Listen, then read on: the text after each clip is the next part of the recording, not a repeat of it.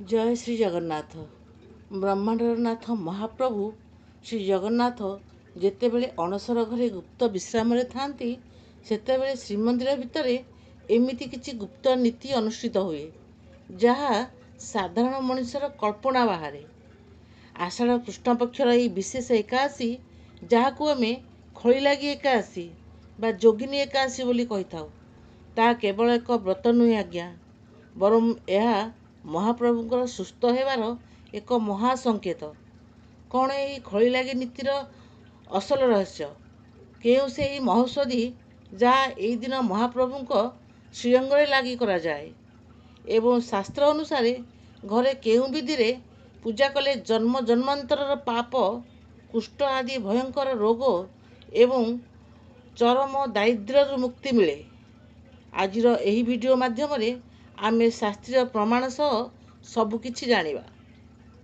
ତେବେ ଭିଡ଼ିଓଟିକୁ ଶେଷ ପର୍ଯ୍ୟନ୍ତ ନିଶ୍ଚୟ ଦେଖନ୍ତୁ, କାରଣ ମଝିରେ ମୁଁ ଏମିତି ଏକ ଗୁପ୍ତ ତନ୍ତ୍ରୋକ୍ତ ଉପାୟ କହିବି, ଯାହା ଆପଣଙ୍କ ଭାଗ୍ୟକୁ ଚମକାଇ ଦେବ।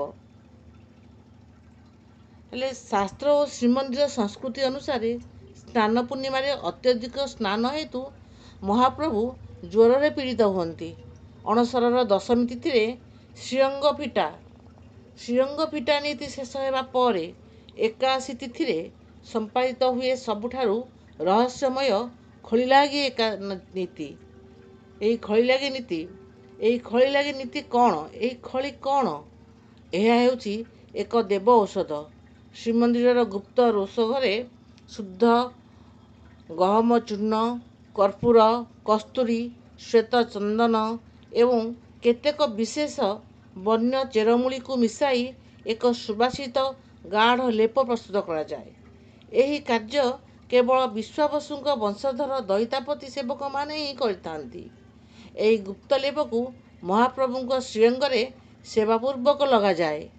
ଏହି ଖଳିଲାଗି ପରେ ହିଁ ମହାପ୍ରଭୁଙ୍କ ଶରୀରର କଷ୍ଟ ସବୁ ଦୂର ହୁଏ ଏବଂ ସେ ସୁସ୍ଥ ହେବା ଆଡ଼କୁ ଅଗ୍ରସର ହୁଅନ୍ତି। ଏହି ନୀତି ଚାଲିଥିବା ସମୟରେ ପତି ମହାପାତ୍ର ସେବକମାନେ ମଧ୍ୟ ଗୁପ୍ତ ମନ୍ତ୍ର ଜପ କରିଥାନ୍ତି।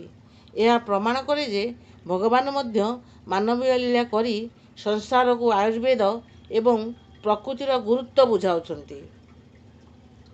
ପଦ୍ମପୁରାଣରେ ସ୍ୱୟଂ ଭଗବାନ ଶ୍ରୀକୃଷ୍ଣ ଧର୍ମରାଜ ଯୁଧିଷ୍ଠିରଙ୍କୁ ଏହି ଏକାଦଶୀର ମହତ୍ତ୍ୱ ବୁଝାଇଛନ୍ତି। ସ୍ୱର୍ଗର ଅଳକାପୁରୀ ନଗରୀରେ ଧନପତି କୁବେର ରହୁଥିଲେ। ସେ ପ୍ରତିଦିନ ପ୍ରଭୁ ଶିବଙ୍କ ପୂଜା କରୁଥିଲେ। ତାଙ୍କର ହେମମାଳି ନାମକ ଏକ ଯକ୍ଷମାଳି ଥିଲା। ହେମମାଳି ନିଜ ପତ୍ନୀ ସ୍ୱରୂପବତୀଙ୍କ ସୌନ୍ଦର୍ଯ୍ୟରେ ଏତେ ମୁଗ୍ଧ ଥିଲା ଯେ ଦିନେ ସେ ପୂଜା ପାଇଁ ମାନସରୋବରରୁ ଫୁଲ ଆଣିବାକୁ ଭୁଲିଗଲା ଏବଂ ପତ୍ନୀଙ୍କ ସହ ସମୟ ବିତାଇଲା। କୁବେର ପୂଜା ସମୟରେ ଫୁଲ ନ ପାଇ କ୍ରୋଧିତ ହେଲେ ଏବଂ ହେମାମାଳିକୁ ସଭାକୁ ଡକାଇ କହିଲେ, ତୁ ମହାଦେବଙ୍କ ପୂଜାର ଅସମ୍ମାନ କରିଛୁ, ତେଣୁ ତୁ ସ୍ୱର୍ଗରୁ ପତିତ ହୁଅ ଏବଂ ମର୍ତ୍ତ୍ୟରେ କୁଷ୍ଠରୋଗୀ ହୋଇ କଷ୍ଟ ଭୋଗ କର।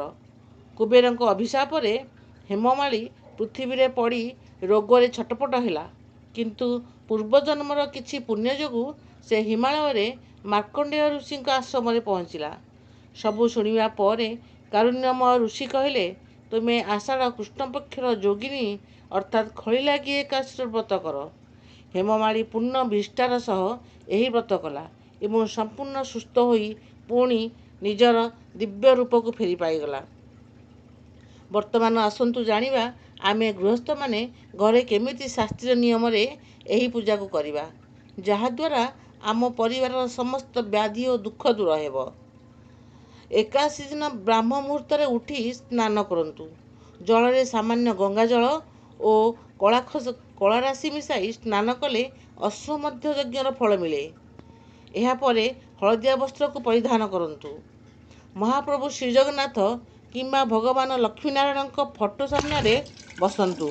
ଗୋଟିଏ ତମ୍ବା ବା ପିତ୍ତଳ ପାତ୍ରରେ ଶ୍ରୀଜଗନ୍ନାଥଙ୍କୁ ମନେ ମନେ ଚନ୍ଦନ ଓ କର୍ପୂର ଜଳରେ ମାର୍ଜନା କରି ସ୍ଥାପନା କରନ୍ତୁ।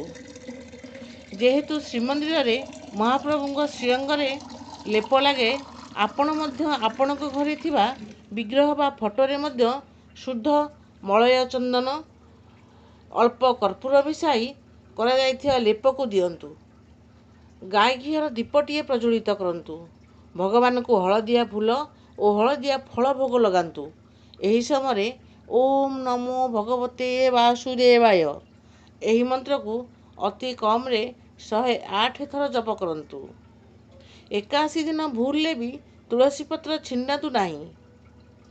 ଏହାକୁ ନିଶ୍ଚୟ ମନେ ରଖନ୍ତୁ ଆଜ୍ଞା। 81 ଦିନ କେବେ ବି ତୁଳସୀ ଛିଣ୍ଡାନ୍ତୁ ନାହିଁ। ଦଶମୀ ଦିନରୁ ଛିଣ୍ଡାଇ ରଖିଥିବା ତୁଳସୀକୁ ଗଙ୍ଗା ଜଳରେ ଧୋଇ ଭଗବାନଙ୍କ ଚରଣରେ ଏବଂ ଭୋଗରେ ସମର୍ପଣ କରନ୍ତୁ। କାରଣ ତୁଳସୀ ବିନା ଏହି ବ୍ରତ ପୁରା ସମ୍ପୂର୍ଣ୍ଣ ଅସମ୍ଭବ, ପୁରା ଅସମ୍ପୂର୍ଣ୍ଣ।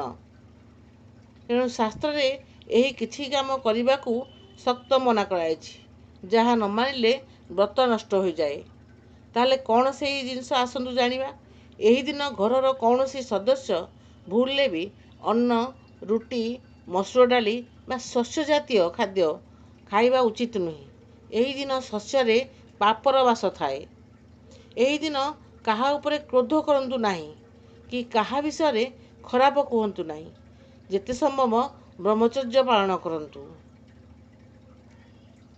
ବର୍ତ୍ତମାନ ଆସନ୍ତୁ ଜାଣିବା ସେହି ବିଶେଷ ତନ୍ତ୍ରୋକ୍ତ ଉପାୟ ଯାହା ଆପଣଙ୍କ ଜୀବନର ଆର୍ଥିକ ତଥା ଶାରୀରିକ ସମସ୍ୟାକୁ ଦୂର କରିବ।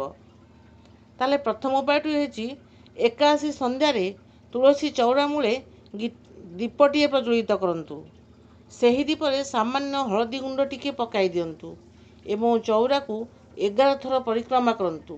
ଏହାଦ୍ୱାରା ମା ଲକ୍ଷ୍ମୀ ପ୍ରସନ୍ନ ହୋଇ ଘରକୁ ଆସନ୍ତି।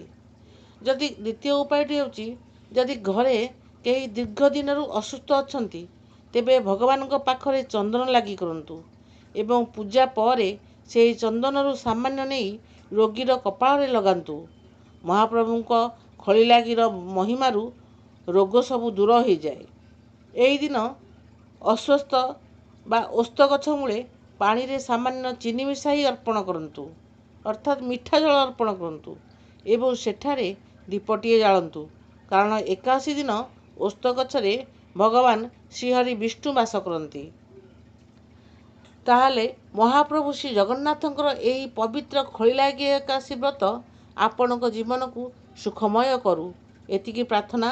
ଆଶା କରୁଛି ଏହି ଶାସ୍ତ୍ରୀୟ ତଥ୍ୟ ଆପଣଙ୍କୁ ନିଶ୍ଚୟ ଭଲ ଲାଗିଥିବ। ଭିଡ଼ିଓଟିକି ଗୋଟିଏ ଲାଇକ୍ କରନ୍ତୁ ଏବଂ ନିଜ ପରିବାର ଓ ସାଙ୍ଗମାନଙ୍କ ସହ ନିଶ୍ଚୟ ସେୟାର କରନ୍ତୁ। କମେଣ୍ଟ ବକ୍ସରେ ଜୟ ଶ୍ରୀ ଜଗନ୍ନାଥ ଲେଖିବାକୁ ଜମାରୁ ବି ଭୁଲିବେନି। ଯଦି ଆପଣ ଆମ ଚ୍ୟାନେଲରେ ନୂଆ ତେବେ ଏମିତି ଆଧ୍ୟାତ୍ମିକ ଭିଡ଼ିଓ ପାଇଁ ଚ୍ୟାନେଲକୁ ଏବେ ହିଁ ସବସ୍କ୍ରାଇବ୍ କରନ୍ତୁ। ରହୁଛି ଆଜ୍ଞା। ଜୟ ଶ୍ରୀ ଜଗନ୍ନାଥ। ଜଗନ୍ନାଥ ସମସ୍ତଙ୍କର ମଙ୍ଗଳ କରନ୍ତୁ। এই ଜଗତର ମଙ୍ଗଳ କରନ୍ତୁ, ଏ ଜଗତର କଲ୍ୟାଣ କରନ୍ତୁ।